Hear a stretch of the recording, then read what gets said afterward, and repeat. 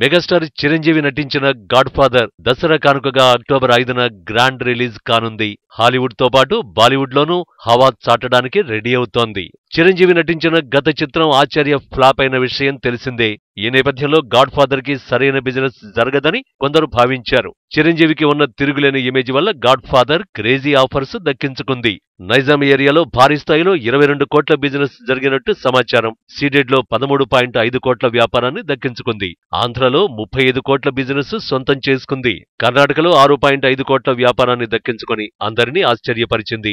హిందీ అలాగే rest of India కలిపి సుమారు 6.5 కోట్లు దక్కించుకుంది. ఓవర్సీస్ లో 7.5 కోట్లు బిజినెస్ చేసింది. మొత్తంగా చూసుకుంటే వరల్డ్ వైడ్ థియేట్రికల్ రైట్స్ గా 91 కోట్లు సొంతం చేసుకుంది గాడ్ ఫాదర్ చిత్రం. ఆచార్య లాంటి ఫ్లాప్ చిత్రం తర్వాత రిలీజ్ అవుతున్న గాడ్ ఫాదర్ ఈ రేంజ్ లో బిజినెస్ ని సాధించడంతో మరోసారి మెగాస్టార్ క్రేజ్ రుజువైంది అంటున్నారు ట్రేడ్ వర్గాలు.